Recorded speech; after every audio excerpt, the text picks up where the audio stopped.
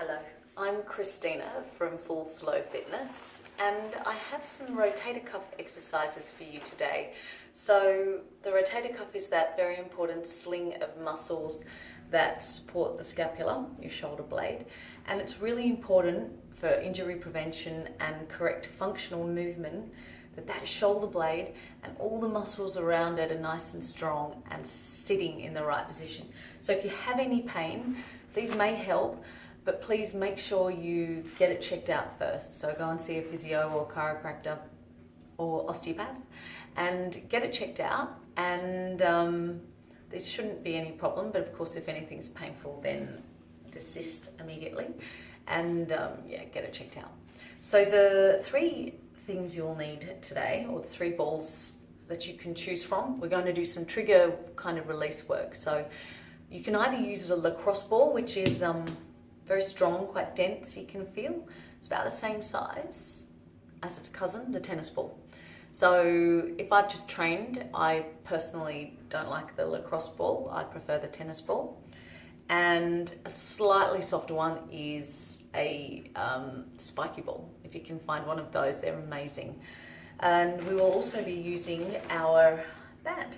So it's about a medium intensity, and you know what, you can make that as strong as you need it to be depending on how hard you pull. So first thing we'll be doing is we're lying down and try and get a sense of where your shoulder blades are sitting, and they need to be flat. So ideally your shoulder blades should sit flat with on our rib cage, but of course we all get tight across the chest, and so that pulls us forward and up. So this lying down really gives you a feedback of where you are in space. So lying down, you're going to reach and just drop. This should feel good. It is simply feeling the arms and the heaviness of those bones. If you ever do Pilates, we call these puppet arms. So when you have a sense of those and you have that nice relaxed feeling, take your band and you're going to hold it, so it's a fairly strong distance, and you're going to use your back muscles and the shoulder blades to pull the band apart. So what I'm doing here is, as I open out, I'm feeling the back muscles flatten against the ground. So I'm restricted by that. And as I come back, I'm really allowing my shoulders and my arms to release back into the ground. Notice that I'm keeping the band and my wrists directly above my shoulders. So go nice and slow. We'll do this in real time today. Although I'll write it on the screen, you'll see the cues to make sure, well, just in case you don't have the volume up. And relaxing the shoulders, so you're using your back as best you can. On the 10th one, give me 10 little pulses. And all this time, really keep your back ribs as flat down as you can, of course, without sacrificing the ribs and the shoulder blades. And 10, and then come back up. And now you're going to turn the grip to an overhand grip. So if you're up for it and you're feeling like this is fairly easy, bring your legs up to tabletop just for a little bit of abdominal challenge. And actually, you'll find it's quite easy to let go of that nice relaxed arm bone feeling. So that's okay if you want the challenge. If you're really thinking about the shoulder blades though, it might distract you. Okay, notice that I'm really working to keep my wrists nice and straight. Don't let them break, because they'll want to. And you disassociate a little bit there. So you want to keep that beautiful long line. And then of course we do 10, and we're going to do 10 little pulses. This time you can do them with bent arms. But notice the shoulders wanting to hook forward. So just work with your body, nice and slow. And relax. Now, if you're up for it, you can rest your feet if you want. We're now going to turn the wrists, and we're just going to do 10 upper and lower. And we're trying to keep that mid place between low 90 degrees and right above. So that unusual angle.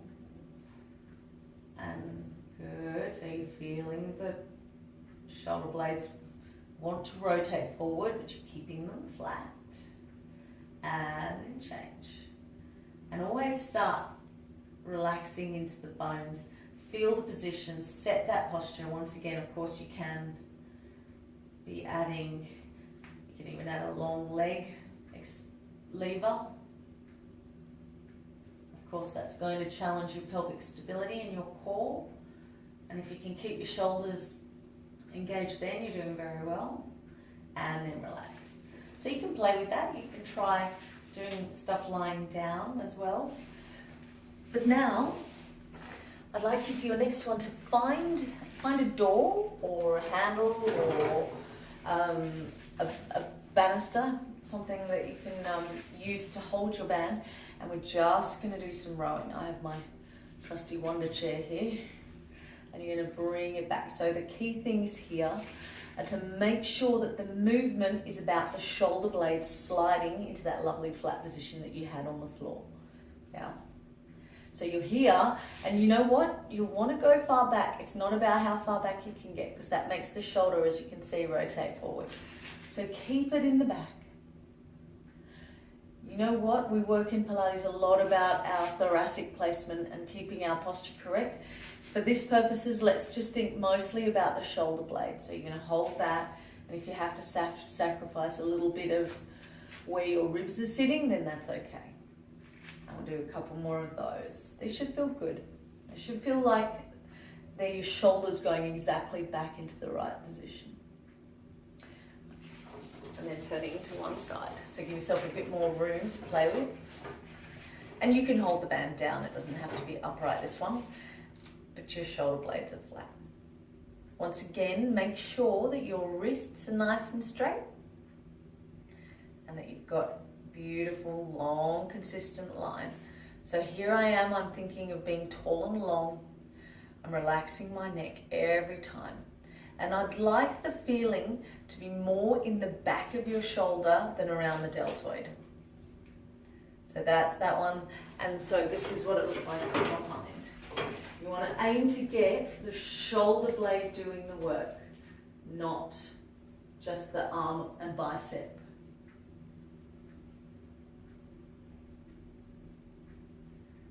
So if you can, reach down and hold that shoulder blade actually flat.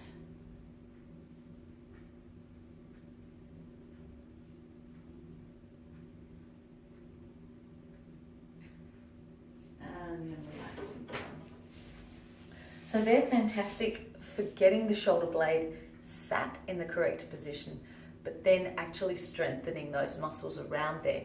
If any of those give you twinges or neck twinges, you might need to give yourself a lot lighter band or just assist the movement, because really there's no point straining anything. Today I will use the tennis ball for the trigger work. So lie down.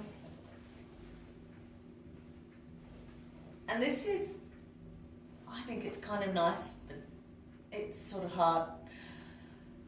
So you want to lie, so you find a spot that, if you've ever had any massage, that, you know that when they press on that trigger point and that's that really tough spot, that's what it feels like. So once you find that, and I found it, I'd like you to move your arms around. And if you find that you can't lie on the ball, then it's too hard for you. You know, move around it, work to your own range.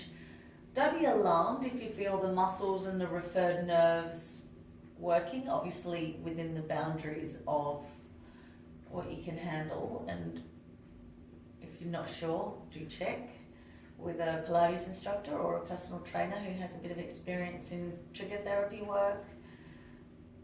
And release, release, release.